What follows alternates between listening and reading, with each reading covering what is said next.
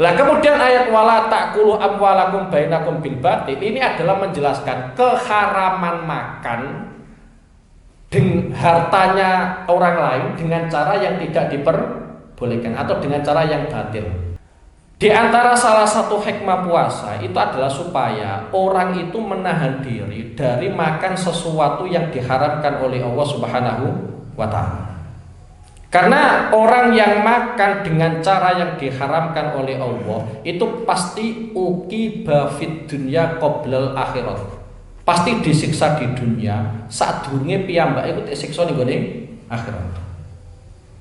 Di antara yang digambarkan oleh para ulama, ya, di antara yang digambarkan oleh para ulama, ketika ada orang kok makanannya itu murni halal, ya, murni apa? Halal. Iku biasanya kon loro sing ono kaitane karo makanan iku angel. Kalau faktor yang lain mungkin bisa, ya. Tapi kalau faktor makanan itu sulit. Kenapa? Karena darahnya adalah darah halal. Tapi kalau darah haram itu pasti ngefek. Ya. Meskipun dikatakan ini bergizi 4 sehat 5 sempurna, tetap ada efeknya. Sampai ada sebuah penjelasan, kalau dia itu tidak disanksi oleh Allah Subhanahu wa taala pada saat dia melakukan keharaman, pasti pada usia tuanya dia disanksi. Sampai ada ulama itu yang mempertegas, jangan-jangan orang yang uangnya banyak, hartanya banyak, tapi ketika dia dirawat oleh rumah sakit, divonis oleh dokter ojo mangan ini, ojo mangan ini, ojo mangan ini, jangan-jangan itu hasil haram. Cuma Allah mempertontonkan dengan cara yang seperti itu. Jadi tik rem nganggo aturan pengiran gak kena, maka tik rem nganggo aturan dokter yang mana dokter ini diatur oleh Allah Subhanahu wa taala. Soalnya wong kadang ora wedi pengiran, guru-guru gak ketok jarine. Guru-guru apa? Tapi karo dokter, wah dine ra kaprah, padahal yo ora jelas. Ya padha gak jelas asline iki. Tapi wah dine ra kaprah. Ojo ngene, ojo ngene, ojo ngene. Ya tik lakoni tenanan. Sing perintah pangeran sing nglarang pangeran tetep tak langgar mawon. Ya. Mulai wonten ulama-ulama tafsir yang kontemporer sekarang itu berani mengatakan demikian. Jangan-jangan orang-orang yang kaya raya, hartanya sampai miliaran triliunan, tapi makanan ini enggak boleh, makanan ini enggak boleh. Itu sebenarnya diharamkan oleh Allah atas nama sanksinya dia menghasilkan harta itu dari sesuatu yang haram. Ya. Suwarga tansah mengolah wangi dicawisake kanggo sapa wae. Bismillahirrahmanirrahim. Alhamdulillahirabbil alamin. Wassalatu wassalamu ala sayyidina Muhammadin wa ala alihi wa sahbihi ajma'in. Wala tubashiruhunna wa antum aakifuna fil masajid tilka hududullahi fala taqrabuha kadzalika yubayyinullahu ayatihi linnasi la'allahum yattaqun. Wala tubashiru lan aja ngumpuli sira kabeh. Tubashiru manasne ya adu kulit ya, adu kulit. Ya maksudnya kumpul. Wala tubasiru lan aja ngumpuli sira kabeh guna ing bojo-bojone sira kabeh. Ai nisa akum tegese wong wedok-wedoke sira kabeh. Uliye sampeyan aja ngumpuli wa antum hale utahe sira kabeh akifuna iku iktikaf kabeh. Ai muqimuna tegese padha jumeneng biniyatil iktikafi kelawan niat iktikaf. Ya iktikaf nang masjid ya. Fil masajid ing dalam pira-pira masjid. Lafat fil masajid muta'alliqun iku gumantungan bi akifuna kelawan lafat akifuna. Nahyun iku minangka larangan. Liman kedue wong kana kang ana kono sapa wong yakhruju iku metu sapa wong wa huwa hale utawi wong muktakifun iku iktikaf sapa wong. Bareng metu saka masjid fayujami unuli jima nuli kumpul kono sapa wong imra'atahu ing bojone wong. Wis bar kumpul terus waya udulan balik ning gone masjid sapa wong. Dadi kumpul tilik sedilok baru kuwi balik ning masjid. Kon kita terang ayat iki, kok sampai ada salah paham kabeh. Salah paham kabeh. Iki gambaran Imam Suyuti iki.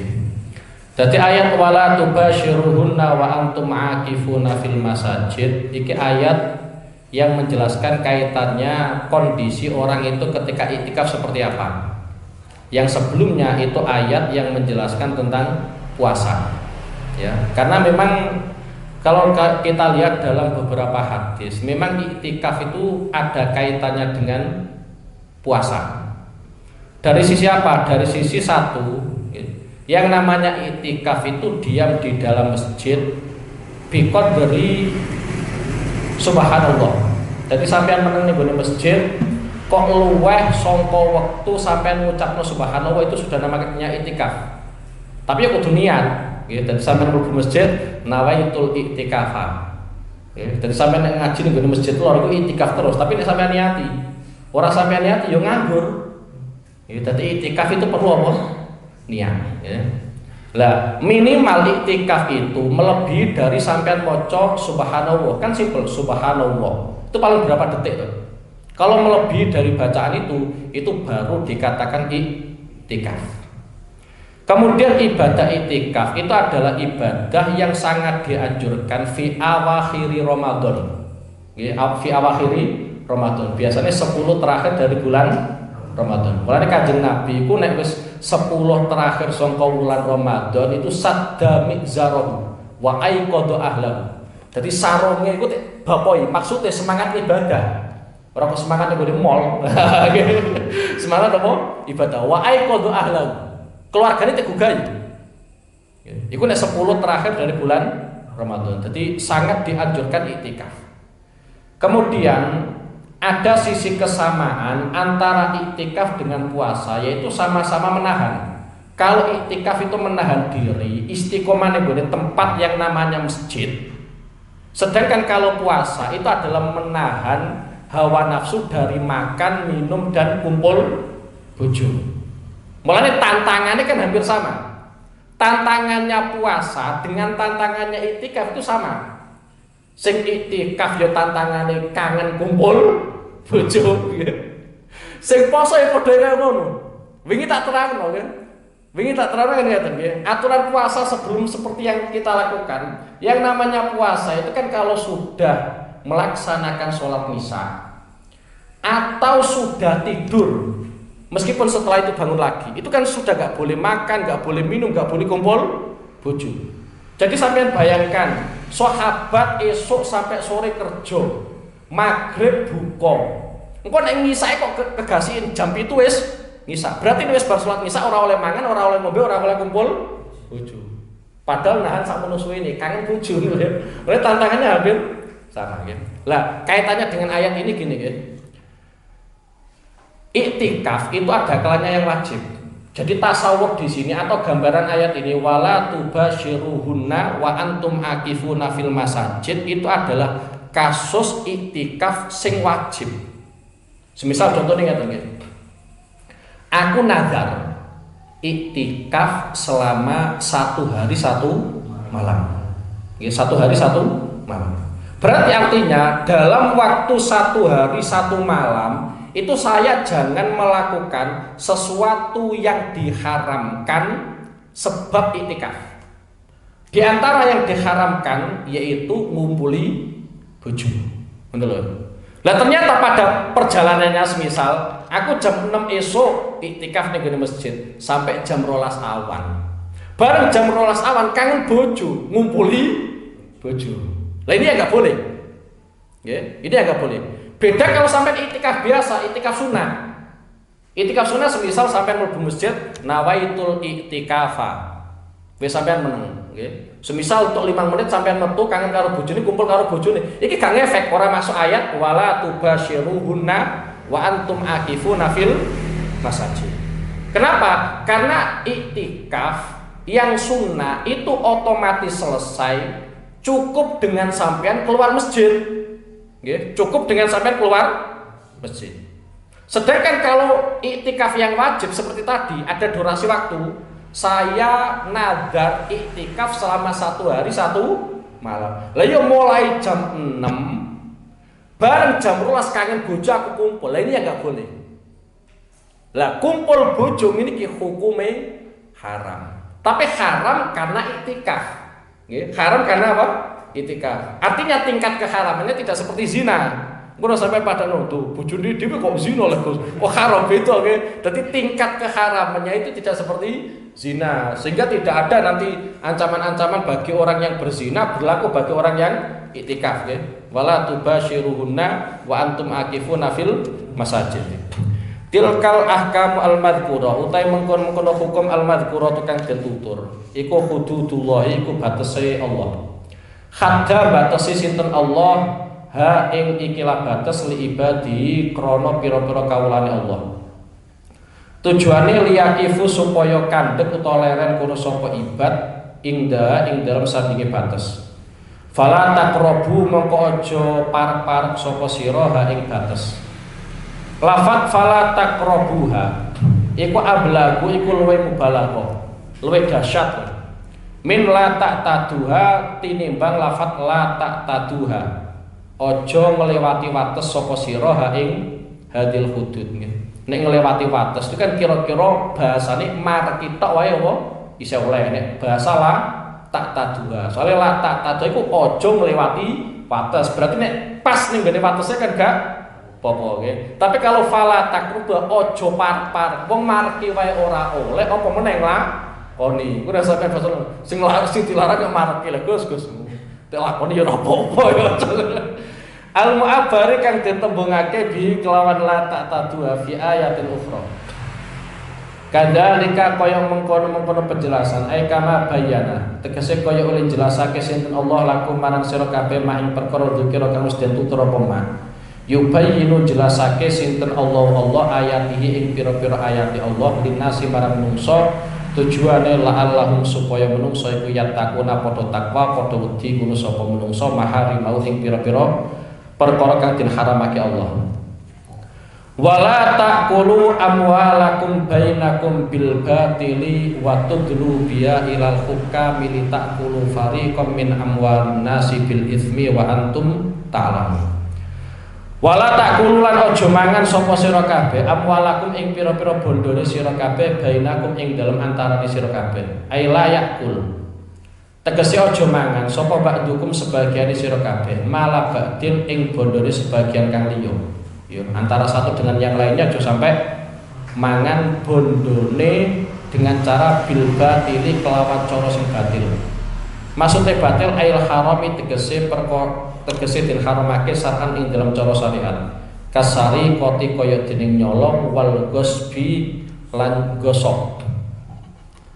Wala tudlu lan ojo bahasane umum ya aja nyogok, tapi teng mriki ditafsiri wala tudlu lan ojo numibaake sapa sira. Ojo ngowahi sapa sira aitul tegese ngowahi sapa sira biya kelawan amwal. Ai bi hukumatiya tegese kelawan pira-pira hukume amwal. Au bil amwali utawa kelawan pira-pira bondo riswatan. Krana nyogok ilal hukami marang pira-pira juru putus. Litak kulu supaya mangan sapa sira kabeh bitahakumi kelawan memaksakan hukum.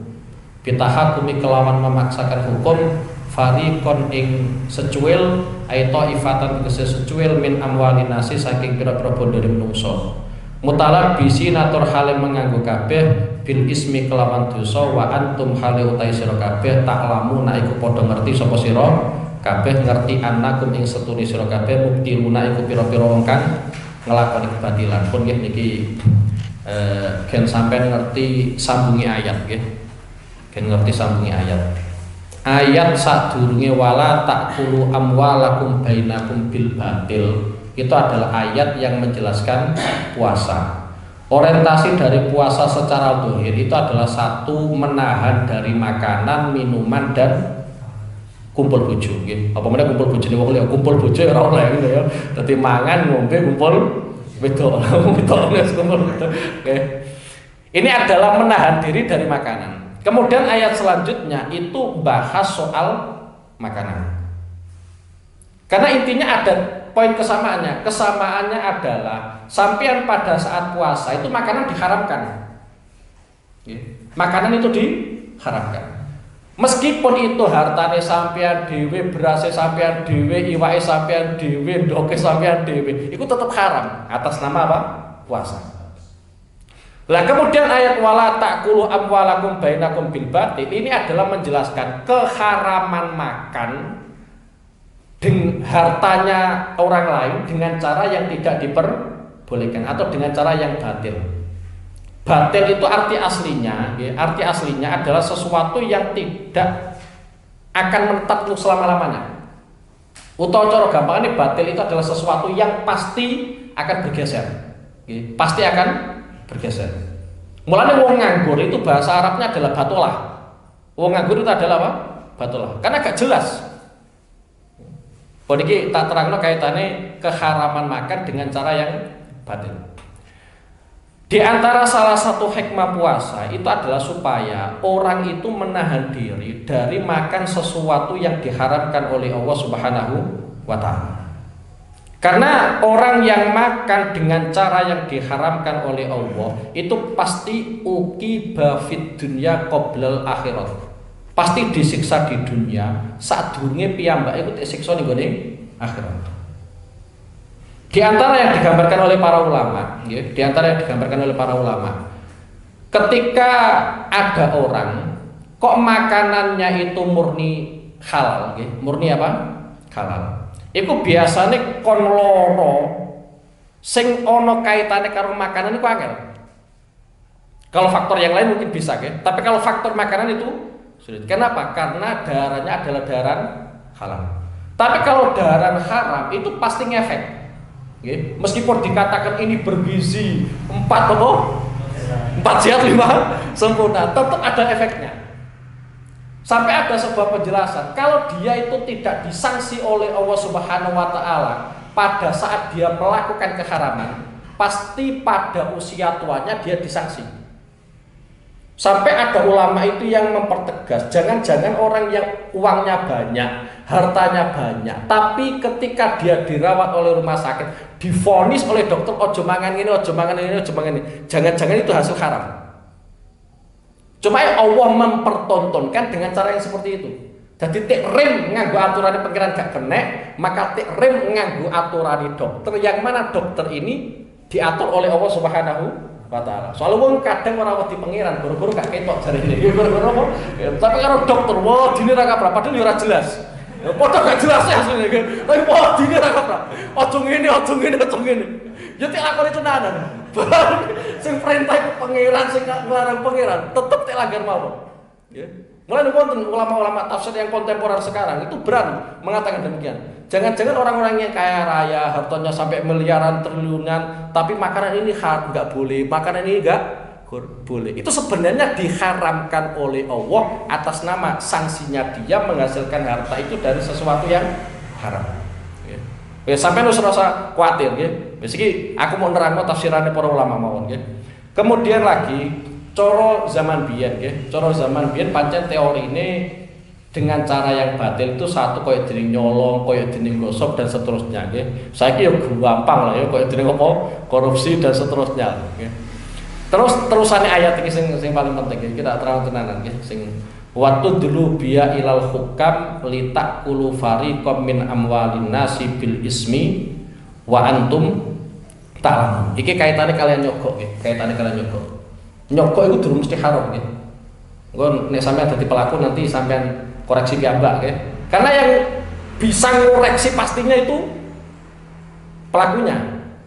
Kalau kita diminta fatwa bagaimana hukumnya nyuap, mesti tak vonis haram karena memang hukum aslinya adalah haram. Nah sekarang yang namanya riswa itu apa? Yang namanya riswa itu adalah ibtalul haq utawa ihqaqul batil. Sesuatu yang batil sampai rubah jadi hak, atau yang hak sampai rubah jadi batil. Kalau ada tujuan seperti itu berarti namanya riswa.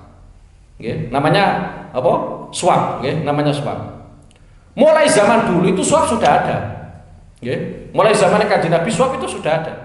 Jadi sampean dengan peristiwa-peristiwa yang sekarang yang marak, ya sampean ora usah janggal wae. Cuma aja sampai jadi gerakan ini loh. Khawatirnya kalau sudah menjadi gerakan itu ya repotnya. Nanti ada orang yang paling dikhawatirkan bagi kita khazanah keulamaan, yang paling dikhawatirkan itu jangan sampai masyarakat itu kemudian haram dikatakan halal, halal dikatakan haram. Ini yang paling mengkhawatirkan. Kalau seandainya menerima dan dia tetap yakin ini haram, itu lebih aman. Meskipun ya haram, lebih aman. Kenapa? Karena tidak merubah aturan pangeran. Tapi kalau sampai haram dikatakan halal, halal dikatakan haram. Nah ini yang mulai repot ini. Itu kalau dalam bahasa hadisnya disebutkan sokben orang mungkin orang ini dilihat pangeran. Yura mungkin tidak komunikasi pangeran. Wesi iki ayat waktu dulu biya ilal hukam. Waktu dulu biya ilal hukam nyogok, nggih. Cara gampangane nyogok ning gone para hakim. Nggih, nyogok ning gone para hakim. Mulane sebenarnya ini bukan hanya urusan para hakim, orang yang punya jabatan. Orang yang punya jabatan itu tidak mesti pejabat-pejabat negara. Nggih. Tidak mesti pejabat-pejabat negara. Bahkan sekelas guru itu bisa. Kalau di sini nggak pakai ketok ya. Kalau di sini nggak pakai ketok. Kalau wilayah-wilayah guru di mana guru itu berani, bocah gak munggah. Wah itu potensi tidak suwaku. Ya wong tuane mau gawa apa ya. Ku anakku enggak no. Padahal goblok ora ketulungan. Ya. Tapi piye meneh ya demi anaknya munggah. Jadi yang namanya riswa, yang namanya nyogok itu yang penting kepada orang yang punya wilayah. Yang punya wilayah. Entah itu pejabat, entah itu yang lainnya pejabat. Lah kaitannya dengan ini waktu dulu biya ilal hukam, waktu dulu biya ilal hukam. Karena tujuannya cuma satu, litakulu fariqam min amwalin nas. Lagi-lagi ya urusan makanan, lagi-lagi urusan makanan. Terus lagi kalau melihat keputusan dari para hakim atau apa itu harus dilihat itu sesuai dengan norma agama atau tidak. Kenapa? Karena seorang hakim, seorang tokoh agama atau apa ya, memutuskan sebuah permasalahan itu kan berdasarkan dohir. Karena dohir ceritanya seperti ini, ya akhirnya keputusannya A. Karena ceritanya seperti itu, ya keputusannya akhirnya B. Itu secara dohir. Tapi kalau kita sendiri sebagai pelaku atau orang yang di sidang atau apa, dan kita yakin itu bukan barang kita, gak oleh kita tompo. Mulai Kanjeng Nabi itu kan nate. Kanjeng Nabi nate dawuh ngeten nggih. Kanjeng Nabi niku nate ada dua orang yang di situ minta keputusan kepada Rasulullah tentang sebuah permasalahan. Nggih, ya ono barang nggih, ono barang nggih. Ono barang. Kemudian ketika Rasulullah memutuskan A semisal nggih, itu Rasulullah masih pesen. Pesennya Rasulullah Shallallahu Alaihi Wasallam mungkin saja yang menang, yang saya putuskan menang, itu mungkin saja Allah ngersakno lesane fasih dalam memberikan keterangan. Kalau lesannya fasih dalam memberikan keterangan, maka saya putuskan sesuai dengan keterangan itu.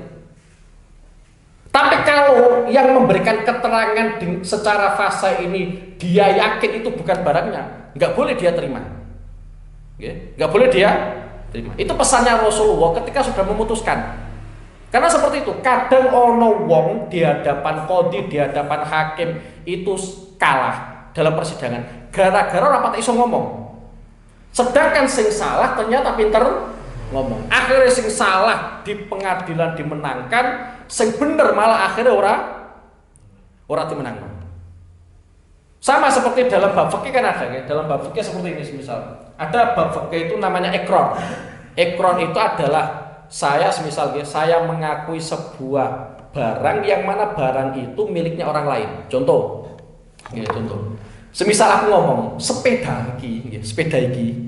Orang sepedaku kan. Nah, sepedaku nanti salah kan. Sepeda iki iku nggone Pak Hadi. Padahal faktanya Pak Hadi orang duweni sepeda kuwi. Jelas-jelas iku nggonanku. Tapi dalam aturan fikih, dalam aturan hukum dohir itu kan boleh. Pak Hadi nuntut saya, gowo di pengadilan, orang ini berkata bahwa sepeda ini adalah milik saya. Kemudian saya memberikan keterangan benar yang disampaikan oleh Pak Hadi. Itu ketok palunya, tetap sepeda itu miliknya Pak Hadi. Tapi kalau faktanya Pak Hadi memang benar-benar tidak memiliki, nggak boleh dia menerima, nggak boleh gue mulai. Paham ya? Jadi seorang qadhi, seorang hakim, bahkan sekelas Rasulullah SAW, ketika memutuskan sebuah permasalahan yang dihadapi oleh dua orang yang konflik, itu rata-rata berdasarkan keterangan dari dua orang yang konflik. Kalau keputusan Kanjeng Nabi sudah A, dimenangkan oleh si A, maka si A ini harus berhati-hati. Jangan-jangan Allah memberikan lesan yang fasih ketika menjelaskan itu sejelas-jelasnya sehingga dia yang menang. Sedangkan si B yang aslinya dia pemilik barang kalah goro-goro ora pati iso ngewahi apa keterangan. Ini kaitannya waktu dulu biya ilal hukam. Mulane sampai nek takok aku babagan fikih, engko nek tak takok ya aneh-aneh, sampean yo ora usah jengkel Gus takok ngene wae takoki ruwet koyo ngono. Aja nggih. Karena nanti efeknya berkelanjutan, nggih. Efeknya berkelanjutan. Saya itu pernah ditanya, nggih, menawa ya ono sing sebagian kiai kene ora patek wani nggih. Tapi aku ya wani kendel-kendelan ngono ae. Ya kendel-kendelan wae. Ora faktor apa-apa nggih, menawa beliau itu atas nama ikhtiyar. Semisal gini nggih. Contoh nggih. Koyok Pak Hadi korban. Seandainya Pak Hadi ya. Pak Hadi korban. Sing korban kan Pak Hadi. Lah ya sing korban kan apa? Pak Hadi. Terus semisal korbannya itu korban wajib. Ya, korbannya adalah korban wajib. Kalau korban itu wajib, Pak Hadi kan nggak boleh makan. Ya nggak boleh itu kan Pak Hadinya. Kadang kita terlalu hati-hati, akhirnya keluarganya Pak Hadi jadi korban, gak ngicipi belas. Podo akeko biasanya ngono ya. Akeko rata-rata ngono. Sing akeko iku bapake, anake sing dadi korban. Padahal anake mangan daging ya pendak ti akeko iku wis seumur sepisan ya. Lah ya sing akeko iku bapake. Sing duweni tanggung jawab akeko iku bapake. Meskipun atas nama anake, tapi sing akeko bapaknya.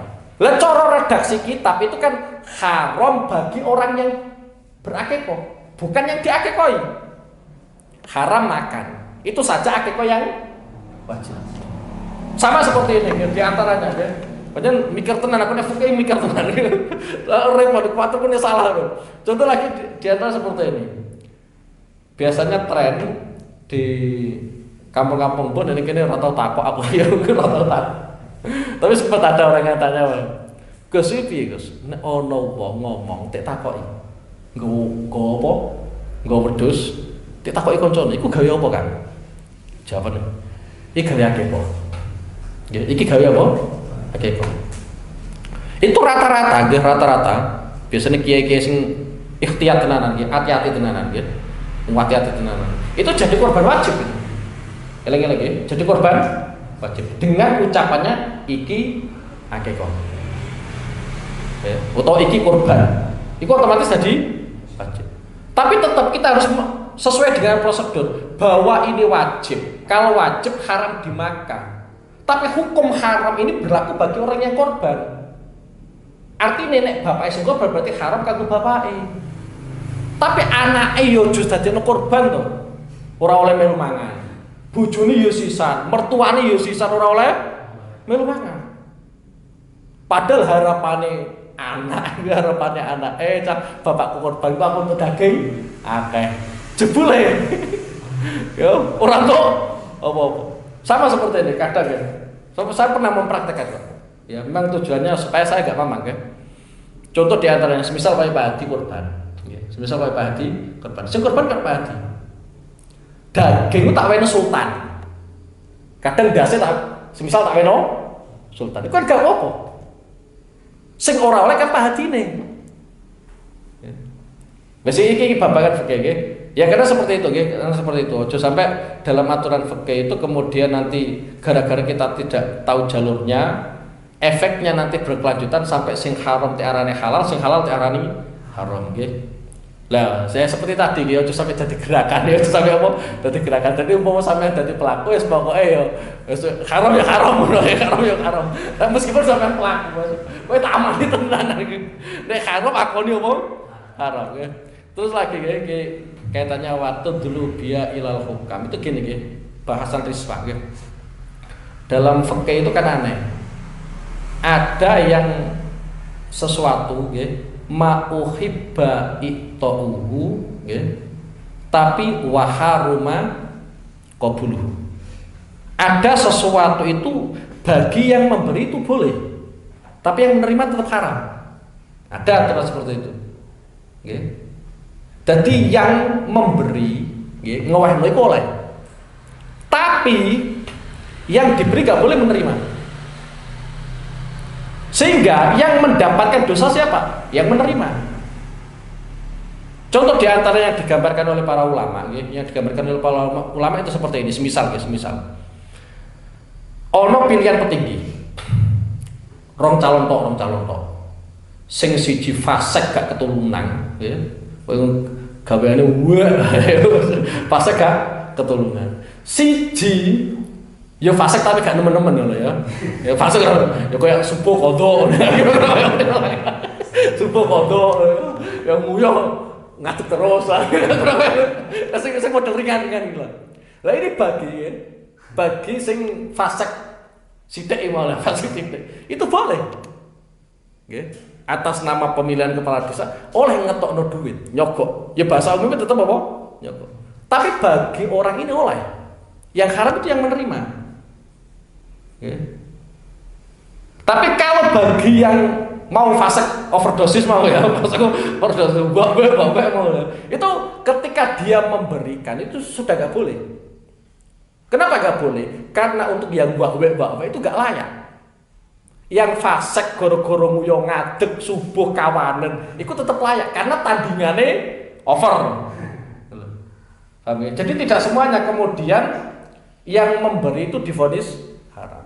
Semuanya ini diperbolehkan ya, semuanya ini diperbolehkan. Kenapa? Jangan sampai sesuatu yang batil itu nanti memimpin yang hak. Ya tujuannya seperti itu. Ya. Mulai kadang ya, kalau kita berbicara sejarah kan ada memang ono wong kuwi mlebu Islam ya gara-gara tisogok. Nggih. Ya bahasanya kayak tisogok ya. Contoh kayak ngene ya. Sayyidina Abbas. Nggih, pamane Kanjeng Nabi nggih. Pamane Kanjeng Nabi itu yang masuk Islam kan dua nggih. Yang disepakati oleh seluruh ulama. Satu Hamzah, dua Abbas. Yang lainnya itu kan ya ono sing ngarani ono sing masuk Islam, ono sing ora nggih. Sayyidina Hamzah, Sayyidina Abbas. Sayyidina Abbas itu duweni anak Abdullah. Abdullah itu luwih dhisik masuk Islam daripada Abbas. Abbas itu ketika masuk Islam ditawari Islam oleh Rasulullah,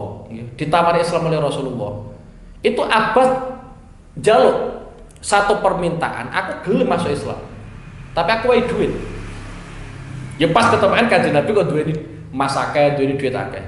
Akhirnya Kanjeng Nabi ngomong nih gini, Sayyidina Abbas yang notabene adalah pamannya sendiri, yus jupuk sakwatmu, jupuk sakwatmu. Akhirnya Sayyidina Abbas nggo karung emas tek wadahi, dinar tek wadahi, dirham tek wadahi, sampai tek sawang Kanjeng Nabi, ngangkat itu sampai ndeyeng. Tapi akhirnya masuk Islam. Ada orang yang masuk Islam modelnya seperti itu. Iki babakan apa?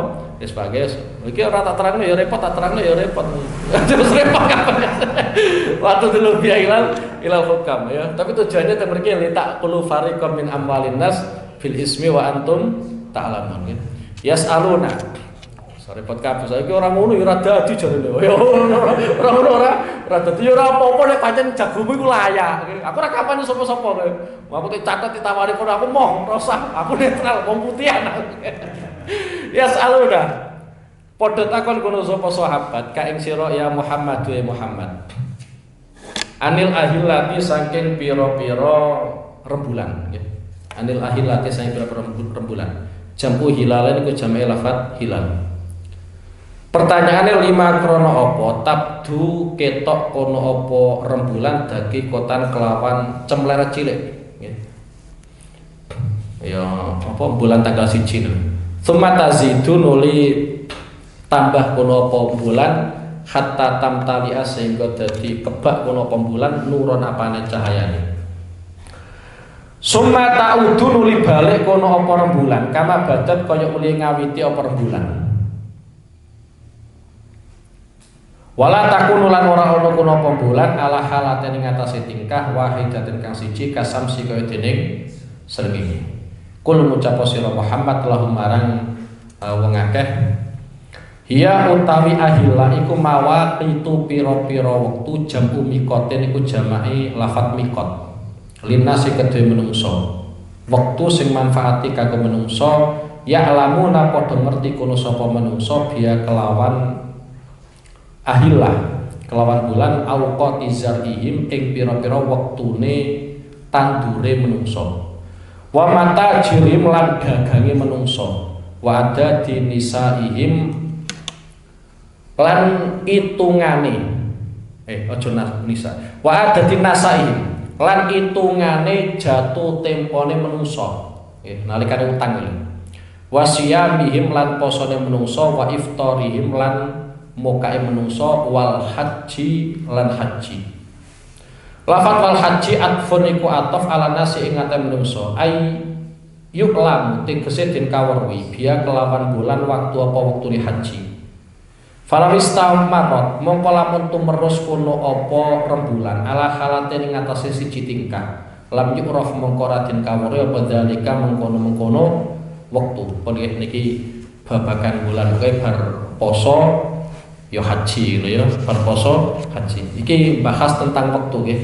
Iki nudono Quran kuwi nek bahas waktu disiplin. Kelemahane kita iku ya ora disiplin.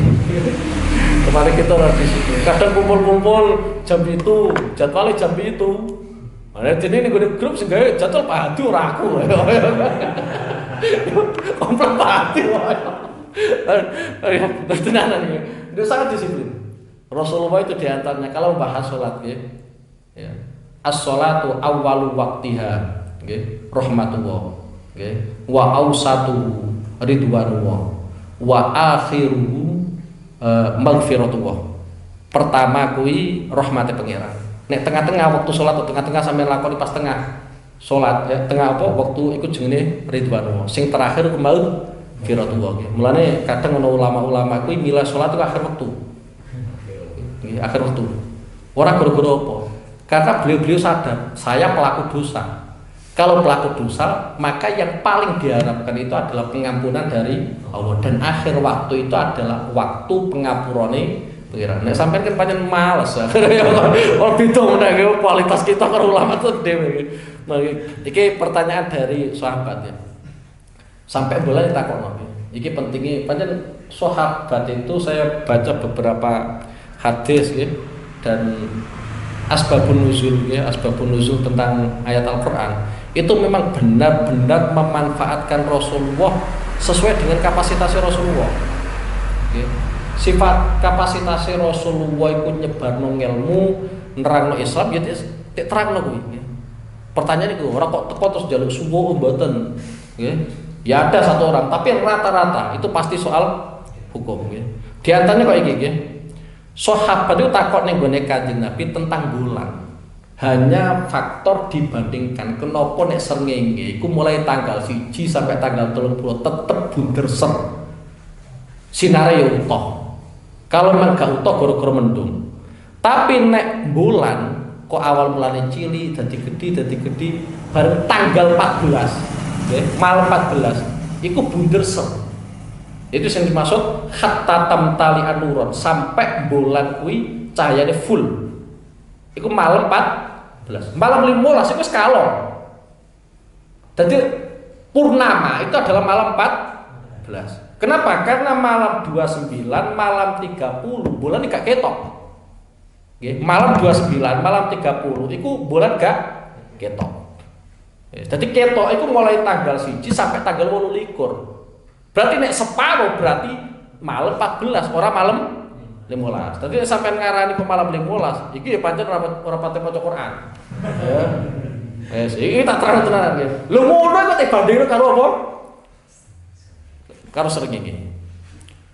Meskipun ada ayat yang mengatakan Allah Subhanahu wa taala famahauna ayatal laili. Pancen ayate dalu iku tek busuk.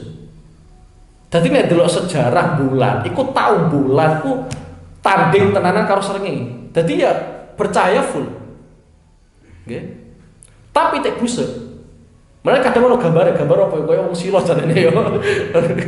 Cara cilikan sampean apa istilahnya koyo ono gambar lho. Wong salat ya. Beco iki kok wong salat ya. Iku cara wong sing elek wong dugem ya repot. Lagi tek terang Kanjeng Nabi nggih. Di antara manfaatnya bulan itu adalah mawaqitul linnas. Wong gen ngerti wektu. Nggih. Mulane wonten ayat famahauna ayatal laili. Sing ayat dalu tak busuk, tapi nek ayat rino ora tak apa-apa. Saya biarkan.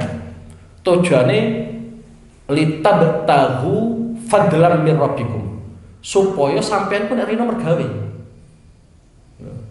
Nanti sampean ora usah tersindir sing kerjane dalu ora usah tersindir nggih. Ono ayat liya yo oleh kerja dalu oleh nggih.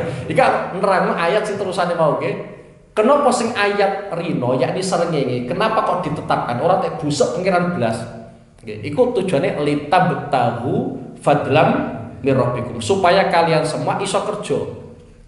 Terusan ayat wali ta'lamu adada sini nawal hisab supaya kalian ngerti ku tahu ngerti nggih hitungane tahun hitungane bulan ngerti ya wis iki kaitane kalian bulan harus srengenge mulai babakan waktu itu jadi menentu. Kemudian dalam urusan dagang pun demikian. Sampai kan maca nggih li ila fi quraish ila fihim rihlatas sitai wassaif. Nggih, rihlatas sitai wassaif. Jadi ngene nggih. Wong Kores itu cara dia dagang pun yang menjadi sasarannya atau yang menjadi tujuannya kemana itu juga patokannya adalah waktu. Nek waktu ketiga, itu dagangnya ning Syam. Nggih, kaya sing dilakoni Kanjeng Nabi nggih. Dadi nek waktu ketiga, syita Saif nggih, Saif. Waktu ketiga iku dagangnya wong Arab ning Syam. Mulane cerita-ceritane Kanjeng Nabi kan ngono. Cerita-ceritane Kanjeng Nabi nalikane Kanjeng Nabi dagang, wong-wong padha kepanasan, Kanjeng Nabi kepanasan. Mendung nututi Kanjeng Nabi. Kenapa? Karena perjalanan dagangnya Kanjeng Nabi ku mara ning Syam. Pas waktu ketiga mesti apa? Panas. Tapi khusus Kanjeng Nabi gak kepanasan, soalnya ana mendung. Liyane ya kepanasan. Tapi nek waktu rendeng, wong Arab kuwi dagange ora ning Syam, tapi ning Yaman. Itu juga yang menentukan adalah waktu. Nggih, mulane iki pentinge kenapa kok ana bulan nggih. Mulai sampean ku tengah dalu jawab bulan, ternyata manfaatnya ngono ya. Manfaatnya ngono. Wes kuwi kira-kira dadi wali. Kira-kira dadi wali. Lah ya kula nate foto ana waliyun min auliyaillah, iku dalu melek, yo sare pergi terus melek. Iku ra kiamul. Moro ning gone bukit sing dhuwur nyawang langit. Wah, betapa indahnya. Apalagi yang menciptakan ngono ya. Ya sekali-kali dicoba, dicoba ya. Mana repot sampean tangi terus buka HP, ono WA masuk ta ora repot. Wis ora tau mikir ayatnya pangeran wis ora tau nggih. Terus yang selanjutnya mawaqitul linnas wal haji kanggo haji nggih. Karena haji itu yang menentukan juga waktu. Sampean poso padha ngono nggih. Poso ya padha ngono nggih. Juga yang menentukan waktu. Duh, bahaya sekali loh. Bahaya sekali. Contoh kayak ngene nggih. Kalau kita berbicara waktu nggih. Arafah nggih. Menawa sampean sedhel meneh rono kok nek ketoke bingung ya wajar pancen ora tempate kok apa ora bingung ya bingung. Itu misal ya. Arafah atau wukuf nggih. Wukuf ning gone Arafah itu waktunya kan terbatas. Nggih. Waktunya sangat terbatas. Setelah duhur, okay? Setelah duhur sampai nanti tengah malam jam 12. Berarti kira-kira itu cuma 12 jam. Okay? 12 jam. Dan itu yang menentukan adalah juga waktu. Tadi artinya ini loh. Umpama okay? Sampeyan wukuf jam 5 esuk. Tanggal 8 ya, tanggal 8 Dzulhijjah jam 5 esuk iku gak sah. Kudu ngenteni duhur. Meskipun pas duhur sampean ning gone Arafah jam 1 sampean dlongap tetap sah. Dan itu yang menentukan juga. Lah Arafah itu disebutkan oleh Rasulullah al-hajju Arafah. Haji itu pusatnya di Arafah. Sekali ada orang ketika haji wayahe wukuf kok ternyata orang nggone Arafah. Wah, innalillahi tenan. Berarti dia tidak bisa leren songko ihrami. Ya ngenteni setahun. Nganggo baju ihram terus. Ora oleh nganggo baju ini, ya ora oleh kumpul bojo. Setahun. Ya nek ora oleh. Gara-gara ketinggalan wukuf ning gone Arafah. Lah beda nek gone kaya cukur barang gampang engko kena denda anggur duit akeh beres kuwi. Nek Arafah gak iso kaya ngono. Ya. Ya pancen ribet kudu ngerti. Lah saya itu pernah ditanya. Sampai sekarang saya enggak bisa jawab. Jawabannya seperti tadi nih. Gus piye Gus? Karena orangnya mau berangkat haji. Gus piye Gus? Umpama aku kuwi keturunan sampai orang nglakoni wukuf ning gone Arafah. Apalagi kalau kondisi sekarang terjadwal. Jam segini harus sudah berada di persiapan untuk naik bis. Sekali ketinggalan ya innalillahi. Apa meneh belum dlongap ora wanita kawé bahasa Arab. Naam ya bingung ya bingung. Itu kan repot. Lah iku umpama Gus aku ora wukuf piye? Ada solusi sing enteng ta Gus? Selama ini tak golek urung ketemu, Gus. Ya, selama ini tak golek durung ketemu. Maksudnya solusi satu-satunya ya kuwi netep ning kono tahun karep sampean haji kodok. Satu-satunya ya kuwi. Jadi tiap dino nganggo kain ihram ae. Oke, nganggo kain ihram. Terus lagi di antarane, kadang ana pertanyaan kok iki. Menawa sampean makan karo bojone sampean, mbok umroh apa haji lah. Wis pokoke nyeleng-eleng ya. Soalnya banyak kasus wong wedok iku tangisan tekan kono gara-gara rapate paham hukum. Oke. Semisal kaya ngene iki. Yang namanya wong wedok apalagi isen nom itu kan potensinya head. Oke. Kadang mbok ombeni obat itu kadang gak mempan. Oke. Pemene obat murah-murahan. Ora mempan. Lah, ketika sampai di sana semisal wayahe tawaf. Nggih, wayahe tawaf. Wong wedok kan koden nek ora tawaf. Ya. Engko kan akhirnya gak iso umroh. Kadang dia di sana itu cuma sampai ngambil yang jangka waktunya 9 hari atau 11 hari atau 13 hari. Lah kadang haite wong wedok sampai 15. Berarti dia di sana orang sampai ngelakoni itu, wah benar orang ngelakoni itu berarti ya orang umroh kan ngono. Wah bayar larang aja, jeblet tiglek tok. Meskipun mulai nganggo baju putih, ya, nganggo baju putih, kudungnya kudung putih, ya. Terus mulai sowani dan itu mau jeblet umroh. Lalu kan harus ada yang membahas seperti itu. Lalu itu kan ada kan. Tak gula itu nanti, kasus-kasus yang aneh-aneh tak gula itu nanti. Akhirnya ketemu, ada ulama itu yang mengatakan tetap wong itu oleh tuaf, ya, oleh tuaf.